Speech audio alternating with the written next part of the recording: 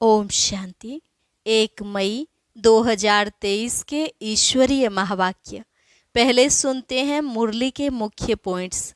बाबा ने कहा, बच्चे अपनी उन्नति करना चाहते हो तो बाप राय देते हैं, नींद को जीतने वाले बनो।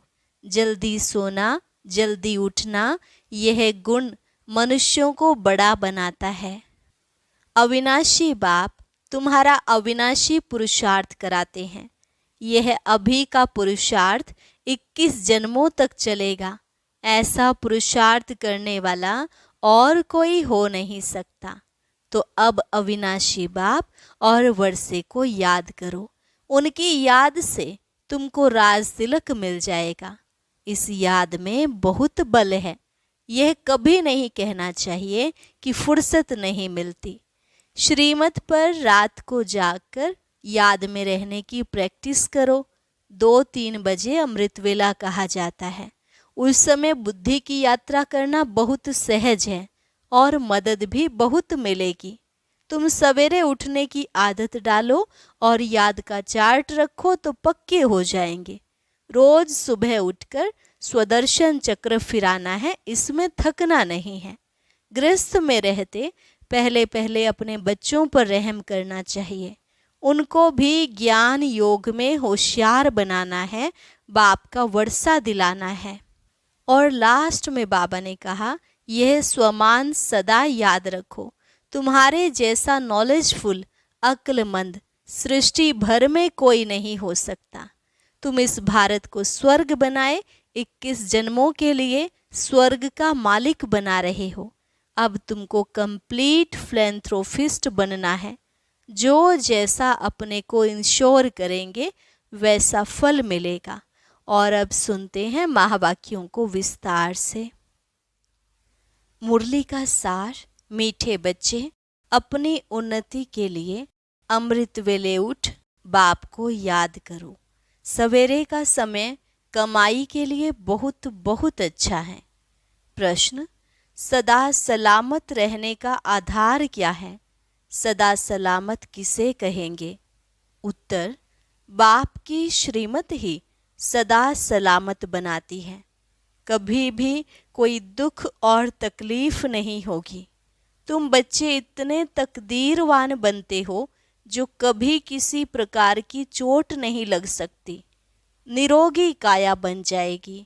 तुम अपनी तकदीर की महिमा गाते रहो। जो उठते बैठते बाप की याद में रहते हैं वह हैं तकदीरवान बच्चे। उन्हें ही सदा सलामत कहेंगे। गीत, रात के राही थक मत जाना, सुबह की मंजिल दूर नहीं। ओम शांति।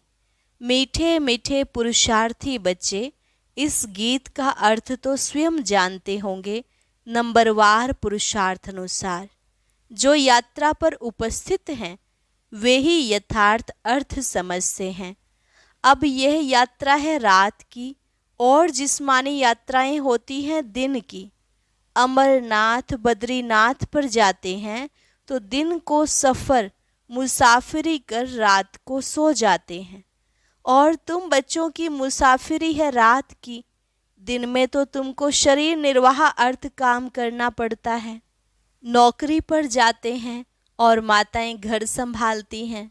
सबसे ज़्यादा उन्नति रात को होती है, जबकि सब मनुष्य सोए हुए होते हैं।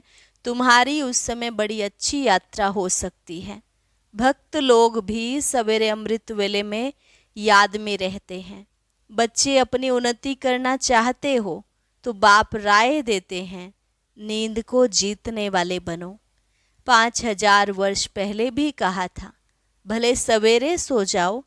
कहावत है ना, सवेरे सोना सवेरे उठना। यह गुण मनुष्यों को बड़ा बनाता है। बरोबर तुम कितने साहूकार बनते हो जो कभी तुमको पैसे की परवाह नहीं रहती। तुमको 21 जन्मों के लिए वर्षा मिल जाता है शिवालय में। यहाँ तो तुम जन्म बाय जन्म पुरुषार्थ करते हो और अभी का तुम्हारा पुरुषार्थ 21 जन्मों का बन जाता है। वंडर है ना? ऐसा कोई भी पुरुषार्थ कराने वाला है नहीं। अविनाशी बाप अविनाशी पुरुषार्थ कराते हैं। यहाँ तो पैसे के लिए क्या नहीं करते हैं। बाप बच्चों को, बच्चे बाप को भी मार डालते हैं। तुम्हें अब अविनाशी बाप से अविनाशी वर्षा लेना है, तो अविनाशी बाप और वर्षे को याद करना है। और कोई तकलीफ नहीं, सिर्फ 2 अक्षर हैं। इसको महामंत्र कहा जाता है। बस यह 2 अक्षर याद करने से तुमको राज तिलक मिल जाता है। अब इस याद में है बल। जितना जो याद करेंगे, योग और ज्ञान, शास्त्रों आदि के ज्ञान की यहाँ बात नहीं। 2 अक्षर याद करने के लिए कहते हैं तो फुर्सत नहीं रहती है। कह देते हैं हम याद नहीं कर सकते, घड़ी घड़ी भूल जाते हैं। 2 अक्षर की यात्रा नहीं कर सकते।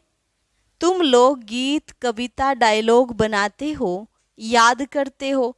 वास्तव में इन सब की यहाँ दरकार नहीं है। यहाँ तो चुप रहना है। क्या तुम बीज और झाड़ को नहीं समझ सकते हो? बीज को हाथ में लेने से ही सारा झाड़ सामने आ जाएगा। इसमें 4 युग और 4 वर्ण हैं। यह सब बुद्धि में लाना है, देरी नहीं लगती है।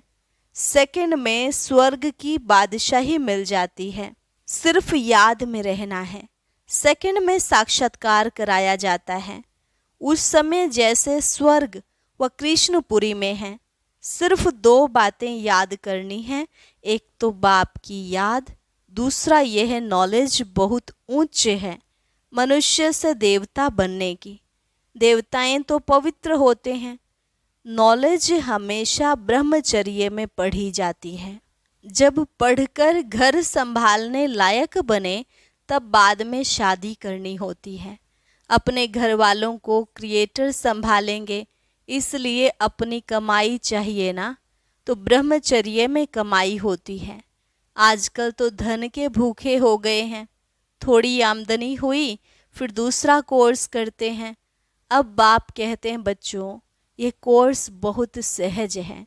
सिर्फ श्रीमत पर रात को जागकर प्रैक्टिस करो। रात को बुद्धि की यात्रा करना बहुत सहज है और मदद भी बहुत मिलेगी।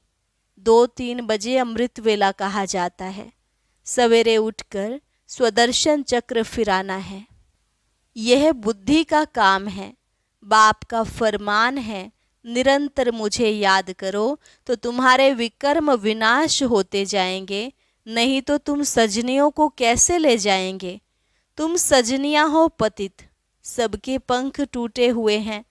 अब सिर्फ याद करो तो पवित्र बन जाएंगे। सवेरे उठने का प्रयत्न करो। दिन में तो याद ना भी ठहरे, रात को पुरुषार्थ करना सहज है और मदद भी बहुत मिलेगी। मुख्य है याद। तुम जानते हो हम आत्मा हैं। हमको परम पिता परमात्मा पढ़ा रहे हैं, उनसे पढ़ना है। वह बाप भी है, उनका बनना है। तुम जानते हो हम आत्माएं आकर शिव बाबा से मिले हैं। आत्मा परमात्मा अलग रहे बहुकाल, सुंदर मेला सज रहा जब सतगुरु मिले दलाल। जीव आत्माएं आकर बाप से मिलती हैं तो जरूर परमात्मा को भी जीव आत्मा बनना पड़े। वह तो सुप्रीम आत्मा है। आत्मा परमात्मा का रूप एक ही है। जैसे स्टार्स चमकते हैं, आत्मा में 84 जन्मों का पार्ट भरा हुआ है। बाप कहते हैं मैं भी एक एक्टर हूँ, मैं भी ड्रामा के बंधन में बांधा हुआ हूँ। यह दुनिया नहीं जानती कि कल्प कल्प संगम युग के सिवाय कब आ नहीं सकता हूँ। आफतें आदि तो बहुत आती रहती हैं। बाप कहते हैं मैं आता ही तब हूँ जब सब पतित बन जाते हैं। मैं ही नई दुनिया का रचयिता हूँ, आता ही पतित दुनिया में हूँ। पतित पहले आत्मा बनती है। आत्मा जानती है हम पहले पावन थे, अब पतित बने हैं। यह शिक्षा तुमको ही मिलती है। टीचर के सामने जो स्टूडेंट होते हैं उनको ही शिक्षा मिलती है। तुमको यह शिक्षा पहले पहले मिलती है। इन 5 विकारों को जीतो। योग अग्नि से विकर्मों को भस्म करो। इस विष विकार ने ही तुमको कब्र दाखिल कर दिया है। इसको पॉइजन कहा जाता है। ज्ञान अमृत से तुम पवित्र बन जाते हो। बाप और वर्षे को याद करना है तो बहुत सहज। कई बच्चियां कहती हैं बाबा धारणा नहीं होती, बड़ी बहनों मुआफिक समझा नहीं सकते हैं। बाप कहते हैं बच्चे यह तो हरेक के कर्म का हिसाब किताब है। कोई तो 25-30 वर्ष रहते हुए भी धारणा नहीं कर सकते हैं। तुम आत्माओं का तो बाप परमात्मा है, वे स्वर्ग का रचयिता है। बाप स्वर्ग का वर्षा देने ही आए हैं। तुम बाप को तो याद करो। बच्चों को भी होशियार करना है। तुम बच्चों को पहले रहम करना चाहिए अपने बच्चों पर। तुम बच्चे समझ से हो हम इस समय अपने मोस्ट बिलवेड परम पिता परमात्मा के सम्मुख बैठे हैं। कल्प पहले भी हमने निराकार बाप से बेहद का वर्षा स्वर्ग का लिया था। बाप कहते हैं मुझे भी इस शरीर का लोन लेना पड़ता है। किराए पर बैठे हैं, अपना ना होने से जरूर किराए से ही लेंगे। यह रथ है जिसमें कल्प कल्प रथी बनते हैं। रथ में रथी देख रहे हैं ना। आगे तो गीता पढ़ने से कुछ भी समझ में नहीं आता था। कहाँ वह अर्जुन और घोड़ों का रथ बैठ दिखाया है। तुम्हारा बाप रथी है। बच्चों को कहते हैं मुझ बाप को याद करो फिर चार्ट रखो। ऐसा साजन जो 21 जन्म सुख देते उनको क्यों नहीं याद करेंगे। परंतु यह है गुप्त। अब बाप कहते हैं अपने को आत्मा निश्चय कर, फिर बाप की श्रीमत पर चलना है। इसमें ही माया बड़ा हैरान करती है। वह भी कम उस्ताद नहीं है, अच्छे अच्छे बच्चों को भी जीत लेती है। बाबा स्वर्ग का मालिक बनावे और माया चंडाल के जन्म में ले जावे, क्योंकि श्रीमत छोड़ देते हैं। यहाँ बच्चे जानते हैं हमको भगवान पढ़ाते हैं। तुम गॉडली स्टूडेंट हो ना, भले दूसरा भी कोर्स उठाते फिर भी टीचर को याद करेंगे। बाप कहते हैं भले ग्रस्त व्यवहार में रहो, परंतु सदा सुखी बनने के लिए साथ में दूसरा कोर्स उठाओ। मैं तुम्हें अथाह धन देता हूँ जो तुम 21 जन्म कभी दुख नहीं देखेंगे। तुम्हारे जैसा अक्लमंद सृष्टि भर में कोई नहीं होता। प्रेसिडेंट आदि की कितनी महिमा करते हैं, परंतु तुम मोस्ट वंडरफुल इनकॉग्निटो बड़ी अथॉरिटी हो। तुम्हारे जैसा नॉलेजफुल इस दुनिया में कोई हो नहीं सकता। अब तुम बच्चे जानते हो भारत को हम स्वर्ग बनाए 21 जन्म के लिए स्वर्ग का मालिक बन रहे हैं। जगत अम्बा को कितनी बड़ी प्राप्ति है। वह भी यही महामंत्र देती है कि शिव बाबा को याद करो। बाप सम्मुख कहते हैं लाडले बच्चे मुझे याद करो। यह यात्रा भूलो मत, टाइम वेस्ट ना करो। यह बहुत भारी कमाई है, बुद्धि योग वहाँ लग जाना चाहिए। हम शिव बाबा के सम्मुख हैं, बाप के घर आए हैं। अभी तो तुम हरिद्वार में बैठे हो, हरि परमात्मा खुद बैठे हैं। वहाँ तो पानी है, ये सच्चा सच्चा हरि का द्वार है। हर हर यानी दुख हरने वाला।